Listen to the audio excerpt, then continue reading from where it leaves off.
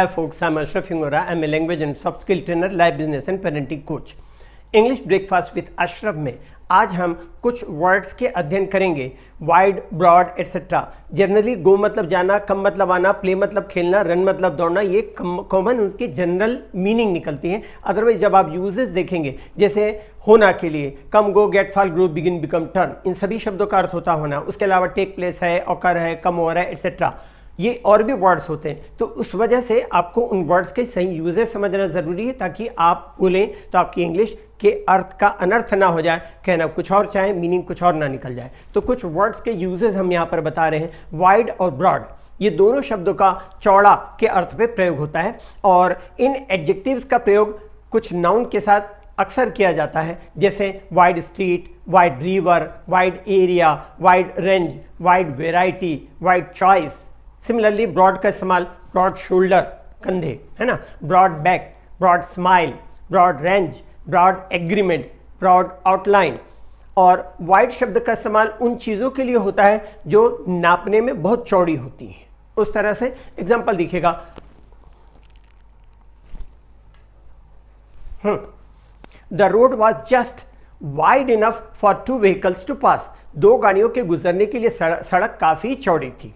इस तरह ब्रॉड का इस्तेमाल प्रायः शरीर के अंग के लिए भी किया जाता है, जैसे broad nose, similarly broad shoulder, चौड़ी नाक या चौड़े कंधे. इस तरह से ही is tall, broad and muscular, वह लंबा, चौड़ा और हृष्ट पुष्ट है. इस तरह से वाइड का इस्तेमाल मुंह के लिए किया जा सकता है. ब्रॉड का इस्तेमाल ज़्यादा फॉर्मल या लिटरेरी लैंग्वेज में कंट्री साइड के फीचर्स आदि को बताने के लिए किया जाता है, जैसे broad river, broad street etcetera, चौड़ी नदी, चौड़ी गली. इस तरह से वाइड और ब्रॉड दोनों का इस्तेमाल कई तरह के लोगों और वस्तुओं के लिए किया जा सकता है, जैसे a wide range of product और ब्रॉड रेंज ऑफ प्रोडक्ट. इस तरह से दोनों का भी यूज किया जा सकता है. ब्रॉड का इस्तेमाल सामान्य या विस्तृत नहीं, जनरल और नॉट डिटेल के अर्थ में किया जा सकता है. इस जगह वाइड का इस्तेमाल नहीं किया जा सकता.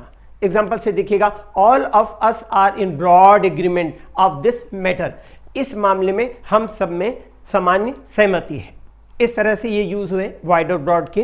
तो स्पेशली इंग्लिश जब बोलना होता है, खास करके हिंदी बोलने में, तो कुछ शब्द ऐसे हैं जहाँ एक ही वर्ड का यूज़ कई जगह हो जाता है, जैसा खाना, रोना, हंसना, देखना, दौड़ना, सोना. ये कॉमन एक एक वर्ड की मीनिंग आप कई जगह यूज़ कर सकते हैं. जैसे खाने का मतलब वो खाना खा रहा है, वो समझ लीजिए जूता खाने का काम करता है, और लोहे को जंग खा गया. ये इस तरह से और भी यूजेस होते हैं, लेकिन इंग्लिश में सबके लिए अलग अलग यूजेस होंगे. तो इसलिए आपको इन चीज़ों को भी समझना है, इन वर्ड्स को भी समझना है, सही यूजेस कैसे हैं उनको भी समझना है. साथ में आपको एटलीस्ट इतनी ग्रामर की भी जानकारी चाहिए कि आपकी इंग्लिश बटलर इंग्लिश ना हो जाए. जैसे पिताजी कैसे हैं, पहले वो सेंस में थे, अब नॉन सेंस हो गए हैं, उस तरह की इंग्लिश ना हो. इसलिए ज़रूरी है ये बुक आप लोगों के लिए 656 पेज की बुक है, मार्केट में अवेलेबल है. बुक शॉप वाला 10 से 15% डिस्काउंट पे देगा. मुझसे अगर आप डायरेक्ट लेते हैं तो ये बुक आपको 180 रुपये डिस्काउंट पे, मतलब 34% डिस्काउंट पे मिल जाएगी, जिस रेट पर मैं बुक शॉप वाले को प्रोवाइड करता हूँ.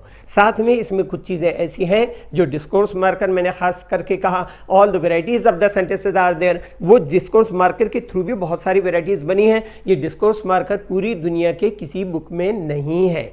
दुनिया, मैंने कहा, इंडिया नहीं कह रहा हूँ, पूरी दुनिया. ये मैंने कोई बहुत बड़ा तीर मारा ऐसा नहीं है. ऑथर जो होता है लैंग्वेज का, वो ऑथर प्लस कंपाइलर होता है. मैंने काफ़ी कुछ कंटिन्यूसली कुछ सालों तक कंपाइल किया. वो खजाना इसके अंदर है, ट्रीजर ट्रोव. वो उनके लिए भी बेनिफिशियल है जो इंग्लिश नहीं बोलना जानते, उनके लिए भी बेनिफिशियल है जो इंग्लिश अच्छी तरह बोलना जानते हैं. तो इस बुक को परचेज करेंगे तो आपको सचमुच में महसूस होगा कि इसको हमें बहुत पहले ख़रीद लेना चाहिए था. इंग्लिश के लिए आप मेरे channel English breakfast with Ashraf and soft skill के लिए Ashraf the mover and shaker को लाइक, शेयर एंड सब्सक्राइब करें. कमेंट सेक्शन में कमेंट करें, बेल आइकॉन प्रेस करें और मेरी बुक ज़रूर पढ़ें. Thanks for watching.